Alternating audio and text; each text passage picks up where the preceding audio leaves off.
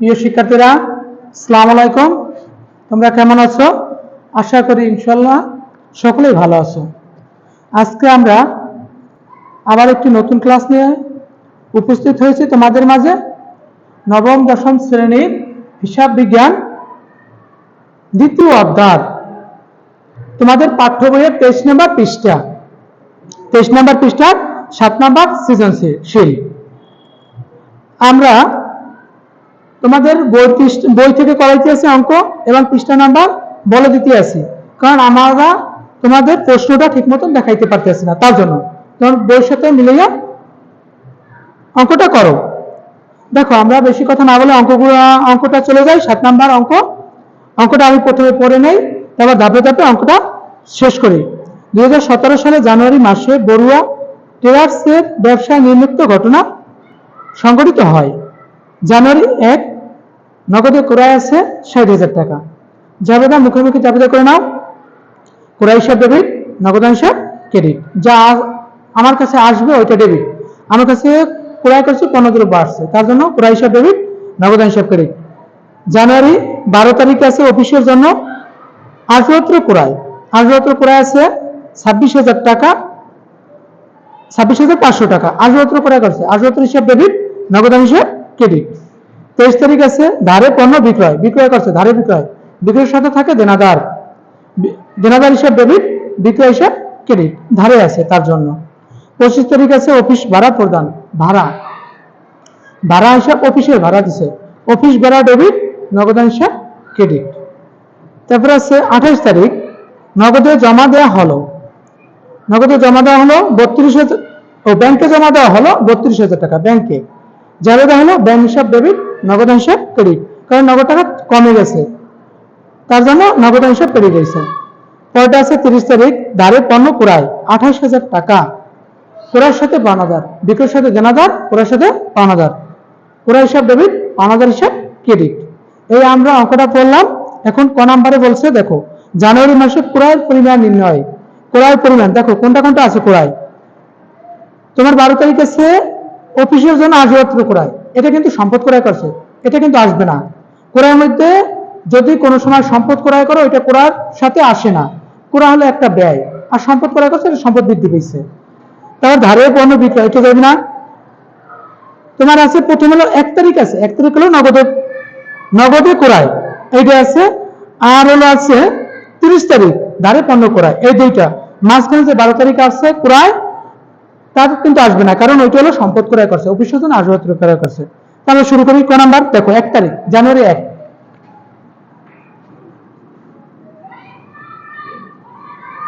নগদে পণ্য ক্রয়,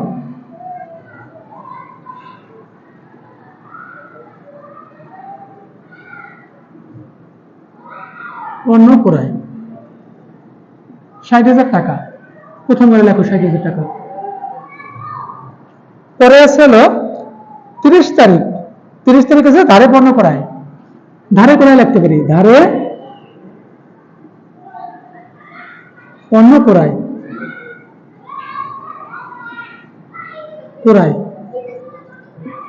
ধারে পণ্য ক্রয় আছে 28,000 টাকা। প্রথম করে দুটো যোগ করো 88,000 টাকা। 88,000 টাকা সহজে আমাদের ক নাম্বার অঙ্ক শেষ। দেখো কি আছে করলাম, আমরা শুধু ক্রয়ের পরিমাণ নির্ণয় করতে পেরেছি। ক্রয়ের পরিমাণ নির্ণয় এখানে বলে নাই কিন্তু নগদে ক্রয় অথবা ধারে ক্রয়, শুধু পণ্য ক্রয় করতে বলছে। 1 তারিখ আছে পণ্য ক্রয়, ওটা লিখলাম। আর 30 তারিখ আছে ধারে পণ্য ক্রয়।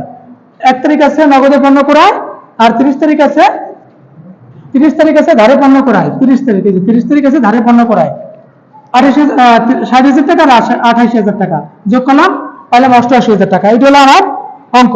তারপর খ নাম্বারের জন্য দেখো খ নাম্বার। দেখো আমরা খ নাম্বার অঙ্ক করবো।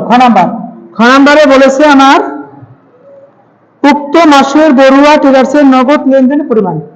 শুধু নগদ লেনদেন গুলা, এখানে যে লেনদেন গুলো নগদ হয়েছে, সম্পদ ক্রয় করুক অথবা সম্পদ বিক্রয় করুক অথবা খরচ পরিশোধ করুক বা প্রাপ্ত হোক, যেগুলো আছে তোমার নগদ আছে ওই এন্ট্রিগুলো হিসেবে। শুধু কি আছে দেখো 1 জানুয়ারি আছে নগদে পণ্য ক্রয় আবার বলো না যে ক নাম্বার যেহেতু এক নাম্বার পয়লা জানুয়ারি যে ক নাম্বারটা করছি ওইটা ক নাম্বারে করছি খ নাম্বার যাবে না, এরকম কিন্তু না।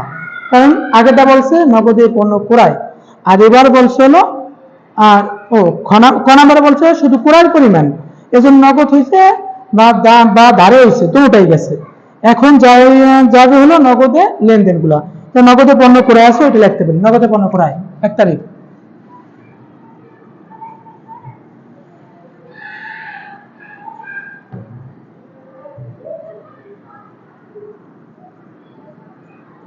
নগদে পণ্য ক্রয় 60,000 টাকা। পরবর্তীতে আছে অফিসের জন্য আসবাবপত্র ক্রয়, এটাও লিখতে পারি, অফিসের জন্য আসবাবপত্র ক্রয়, আসবাবপত্র ক্রয়, এটা আছে আমার হলো 12 তারিখ।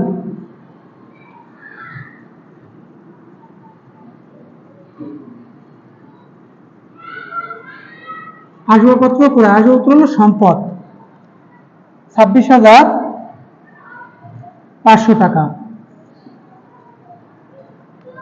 তারপরে আছে 23 তারিখ আছে ধারে পণ্য বিক্রয়, ধারে পণ্য বিক্রয় হইবে না, এটা নগদ হয় নাই। 25 তারিখ আছে অফিসের ভাড়া প্রদান, নগদ হয়েছে, লেখো 25 তারিখ। 25 তারিখ ভাড়া প্রদান বা অফিস ভাড়া প্রদান,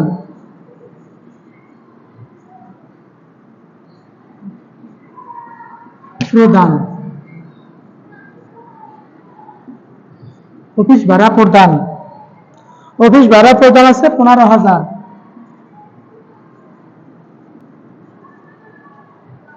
পরবর্তীতে আছে অফিস ভাড়া প্রদান 28 তারিখ আছে ব্যাংকে জমা দেওয়া হলো, এটাও যাবে, যাবে দেওয়া হলো ব্যাংক হিসাব ডেবিট, নগদ হিসাব ক্রেডিট, অথবা আমরা যাবেদা করি যেটা নগদ ডেবিট হোক অথবা ক্রেডিট হোক, যেটা হোক ওইটাই যাবে।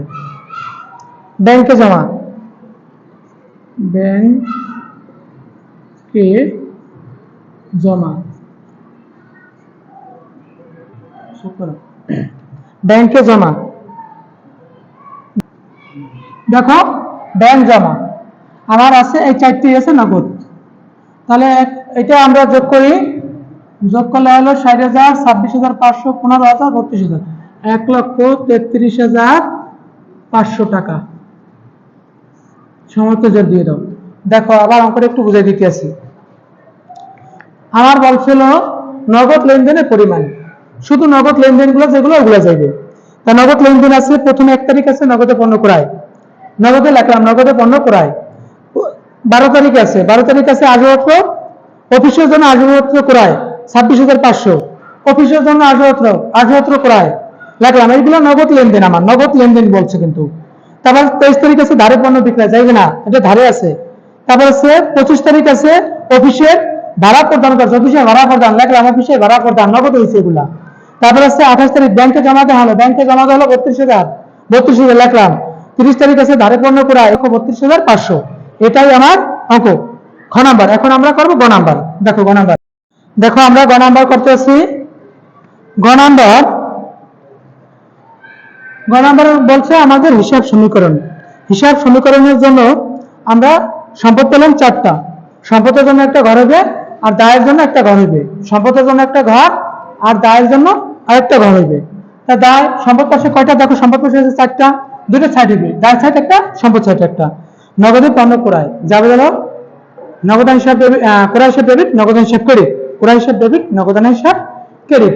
তাহলে আমরা মূলধনের জন্য একটা ঘর হইবে আর নগদের জন্য একটা ঘর হইবে, নগদ একটা পেলাম, মূলধন একটা পেলাম, সম্পদ পাশে একটা, দায় পাশে 2টা।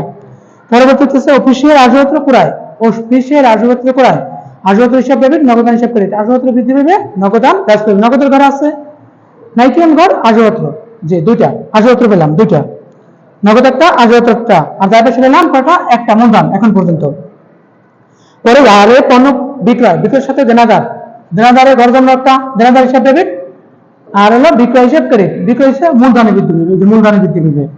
পরে আছে ব্যাংকে জমা দেওয়া হলো, যাবে নাকি ব্যাংক হিসাব ডেবিট, নগদ হিসাব ক্রেডিট, ব্যাংকের জন্য একটা ঘর হয়েছে, নগদ একটা হ্রাস পাইছে, নগদ ব্যাংকে বৃদ্ধি পাবে একটা, নগদ একটা।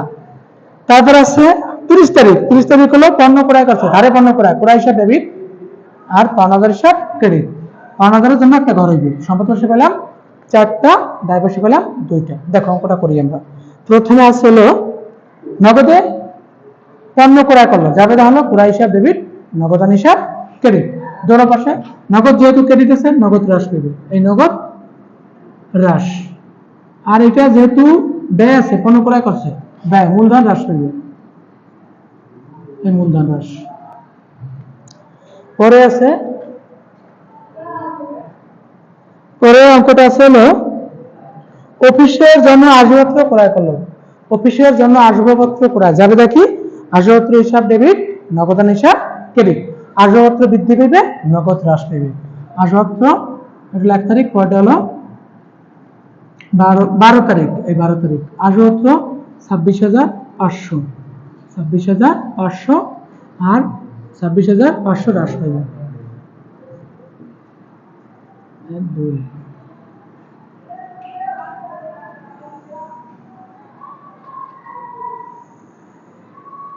নামাই দাও 60,000,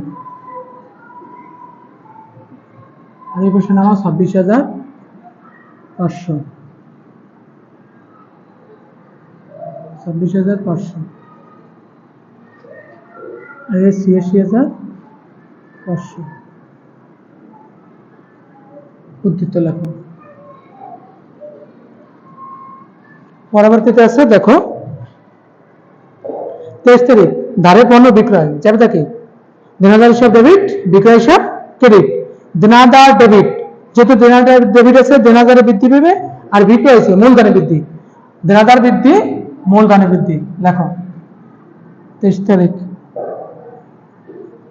1,25,000, দেনাদারে ধরে লেখো 1,25,000, আর মূলধনে বৃদ্ধি পেবে 1,25,000, 1,25,000। শেষ করো এটা, নামাই দাও 1,25,000, আর এটা থাকে 26,500, এটা থাকে 86,500, আর এটা থাকে 65,000। 1,25,000 থেকে 60,000 টাকা মাইনাস হয়ে গেল। উদ্ধৃত লেখো। পরবর্তীতে আছে 25 তারিখ, অফিসের জন্য অফিস ভাড়া প্রদান, যাবে দেখি ভাড়া হিসাব ডেবিট, নগদান হিসাব ক্রেডিট। ভাড়া হিসাব ব্যয়, নগদ মূলধন কমবে, আর নগদান হিসাব ক্রেডিট, নগদ কমবে। 15,000 লেখো। এটা হচ্ছে 25 তারিখ, 15,000, 15,000, আর এদের কমাও 15,000। শেষ করো এটা।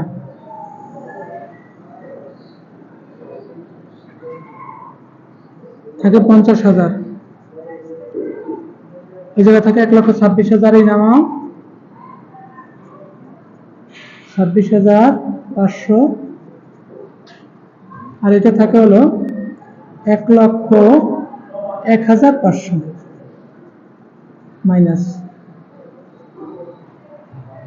পরবর্তীতে আসছে হলো 28 তারিখ, ব্যাংকে জমা দেওয়া হলো, যাবে দেখি ব্যাংক হিসাব ডেবিট, ব্যাংক ডেবিট, ব্যাংকে বৃদ্ধি পাবে, নগদান হিসাব ক্রেডিট, নগদ হ্রাস পাবে। ব্যাংক বৃদ্ধি পাবে, নগদ হ্রাস পাবে। 32,000 টাকা, এই 32,000, নগদ কমা 32,000, এই 32,000 টাকা, নগদ কমবে। সবগুলা কিন্তু নগদ হ্রাস হয়েছে, কোনো সমস্যা নাই। তোমার অঙ্ক যে কোনোটা হ্রাস বৃদ্ধি হইতে পারে।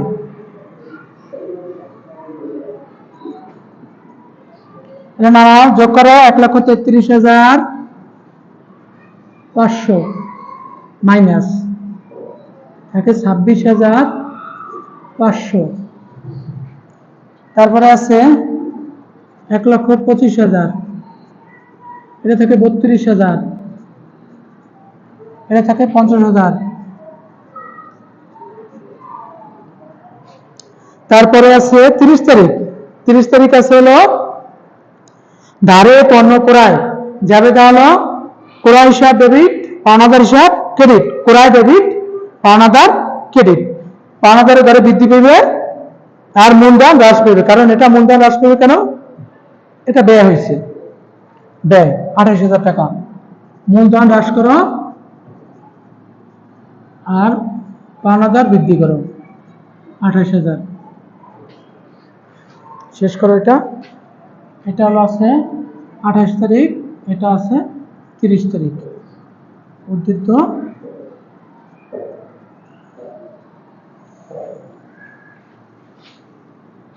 এই জায়গা নামা 28,000,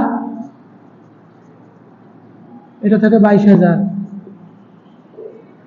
পরবর্তীতে এটা আছে 32,000, এটা আছে 1,25,000, এটা আছে 26,500, এটা আছে 1,33,500, এটা আছে মাইনাস। এটাই আমার উদ্দেশ্য। এটা যোগ করে এইটা আর এটা যোগ করে এবারে নামাও, হয় 50,000। 7,000 দাও, এইটা যোগ করবা, এই তিনটা যোগ করবা, এইটা বাদ দেবা, দেখো 50,000 হয়। 32,000, 1,25,000 আর হলো আছে 26,500। এই তিনটা যোগ বিয়োগ করবে 1,33,500। দেখো এই হলো আমাদের অঙ্ক। আমরা আবার একটু অঙ্কটা বুঝাই দিই। দেখো তোমরা অঙ্কটা, প্রথম হিসাব সমীকরণ, গড় পাইছিলাম সম্পদ পাশে 4টা, দায় পাশে 2টা, সম্পদ পাশে 4টা, দায় পাশে 2টা। এই যে সম্পদ কি কি, নগদান, আসবাবপত্র, দেনাদার, ব্যাংক। দায় পাশে দায় ও মালিকানা সত্ত্ব, দায় ও মালিকানা সত্ত্ব পাইছি পাওনাদার আর মূলধন। প্রথমে টাকা ছিল 60,000 টাকার পণ্য ক্রয় করছে, তারপরে হলো নগদান হিসাব ডেবিট, ক্রয় হিসাব ডেবিট, নগদান হিসাব ক্রেডিট, নগদ ক্রেডিট, নগদ কমবে। এটা পণ্য ক্রয় করছে, ব্যয় হয়েছে, মূলধন কমবে, নগদ কমবে, মূলধন কমবে। শেষ এটা 12 তারিখ আছে আসবাবপত্র, অফিসের জন্য আসবাবপত্র ক্রয় করছে, আসবাবপত্র ক্রয় করলে সম্পদ বৃদ্ধি পেয়েছে, আসবাবপত্র হিসাব ডেবিট, আসবাবপত্রের জন্য একটা ঘর আছে, আসবাবপত্র ডেবিট, আর নগদান হিসাব ক্রেডিট, নগদে ক্রেডিট দিয়েছে, এটা ক্রেডিট, এটা ক্রেডিট, দুইটা যোগ হয়ে গেছে। যেটা আছে এটা নামাই দিলাম, এটা যেটা আছে নামাই দিলাম। পরবর্তীতে আছে 23 তারিখ, ধারে পণ্য বিক্রি করছে, যাবেটা কি, বিক্রয়, দেনাদার হিসাব ডেবিট, বিক্রয় হিসাব ক্রেডিট। দেনাদার বৃদ্ধি পেয়েছে 1,25,000, আর আয় হয়েছে, আয় হলে মূলধন বৃদ্ধি পেয়েছে, মূলধন বৃদ্ধি পেয়েছে, মূলধনে বৃদ্ধি পেয়েছে 1,25,000। 1,25,000 থেকে 60,000 বিয়োগ করলাম, থাকে 65,000। এটা নামাই দাও, এটা নামাই দাও, এটা থেকে এইটাও নামাই দাও। পরবর্তীতে আছে 25 তারিখ, 25 তারিখ আছে ভাড়া পরিশোধ করছে, ভাড়া, অফিস ভাড়া পরিশোধ করছে, যাবে কি, ভাড়া হিসাব ডেবিট, ভাড়া দেওয়া হয়েছে, মূলধন কমবে, নগদ হিসাব ক্রেডিট, নগদ ক্রেডিট আছে, নগদ কমে গেছে। এইটা এটা মাইনাস আছে, দুটো যোগ হয়ে গেছে, এটা নেমে গেছে, এটা নামছে, এইটা থেকে এটা বিয়োগ করলাম, থাকে 50,000। পরবর্তীতে আছে 28 তারিখ, 28 তারিখ আছে তোমার ব্যাংকে জমা দেওয়া হলো, যাবে কি, ব্যাংক হিসাব ডেবিট আর নগদ হিসাব ক্রেডিট। ব্যাংক ডেবিট, ডেবিটে বৃদ্ধি পেয়েছে, নগদ ক্রেডিট, নগদে হ্রাস পেয়েছে, নগদ থেকে কমাই দিলাম, এটা মাইনাস আছে, দুটো যোগ করলাম, যেরকম আছে নামাই দিলাম, এটা নামাই দিলাম। পরবর্তীতে আছে আমার ধারে পণ্য ক্রয় করছে, ক্রয় হিসাব ডেবিট, পাওনাদার হিসাব, পরে শেষ এন্ট্রি আছে ধারে পণ্য ক্রয়, ক্রয়ের সাথে থাকে কি, পাওনাদার, যাবেটা ক্রয় হিসাব ডেবিট, ক্রয় হিসাব ব্যয়, মূলধন থেকে কমছে, আর পাওনাদার হিসাব ক্রেডিট, পাওনাদার বৃদ্ধি পেয়েছে, পাওনাদার ক্রেডিট, দায়, দায় বৃদ্ধি পেলে এই যে পাওনাদার বৃদ্ধি পেয়েছে, এটা যোগ হবে আর এটা বিয়োগ হবে, এটা থেকে এটা বিয়োগ করলাম 22,000 থেকে এটা নামাই দিলাম, এইটা যোগ করলাম প্রায় 28,000। পরবর্তীতে এইগুলো যেরকম আছে ওরকম নামাই দিলাম, এইটা যোগ করলাম, এটা বিয়োগ করলাম, পাইলাম হলো এইটা থেকে এইটা যোগ করলে এইটা আর এইটা 50,000। তাই দেখো ডেবিট পাস মানে সম্পদ সাইড আর দায় সাইড কিন্তু অবশ্যই মিলছে। আমার অঙ্কে সম্পদ সাইড আর দায় সাইড অবশ্যই মিলতে হবে অঙ্ক, তাহলে এটা একটা হিসাব সমীকরণ, এটা একটা পূর্ণাঙ্গ হিসাব সমীকরণ, এটা কিন্তু আধুনিক নিয়মে হিসাব সমীকরণ। 7,000 দিয়ে দাও, আর তোমরা এই অঙ্কটা দেখো আর বারবার করো। আর আমাদের বিস্তারিত ক্লাস পেতে হলে আমাদের ইউটিউব চ্যানেল দেখতে পারো, অ্যাকাউন্টিং বস 1, আর ফেসবুক পেজ হলো জিএম সাদ্দাম। সবাই ভালো থাকবা, সুস্থ থাকবা, শরীরের যত্ন নেবা। আল্লাহ হাফেজ।